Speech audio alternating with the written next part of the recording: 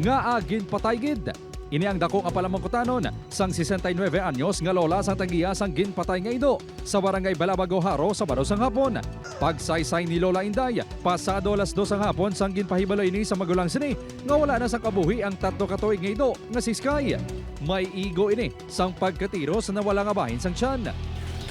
Daw pamilya man namon kay siyempre gabantay sang balay namon di. Away mo na ba agalayaw-layaw? Siyempre magwa ma lang na sa mahigpo. Ang ginatudlo sospek, hinablos man lang sang tagreklamo nga isa ka barangay tanod. Sunod sa tagreklamo, isa ka menor de edad nila nga kasilingan ang nakakita sa krimen. Sabat sang sospek, nagakadula kano ang tinday sini nga kanding. Pagpati sini, ginakaon ka ginataban ni isang ido. Apang ginpanginwala sini ang pagpaniro. Pag tiro ko sa pispis la, nagdalaga ng ido yun. Wala to pispis at sa balay kung ila ido.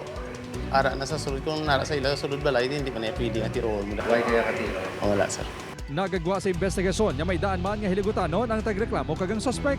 Preso na karon ang sospetsado sa Iloilo City Police Station 9. Napasaka na ini sang reklamo sa paglapas sa Animal Welfare Act of 1998 kag paglapas sa RA 10591 o kon illegal possession of firearm. According naman niya sa aton niya suspect niya may permit ang yan nga airgun. I-counter na sa system kung ga-appear siya. Kahit ang di bomba or airgun. Ginatuna naman sang barangay kung ano ang disciplinary action ang himuon sa barangay tanod sa tiyon nga makapiyansa. Kung mamatuda nga siya kag may mga dati palino tay. Siya na dan gamitin sa pisan order sa taytay. Sa piyak sang tanan, handa naman ang naagrabyado nga kampo nga pasailohon ang sospek.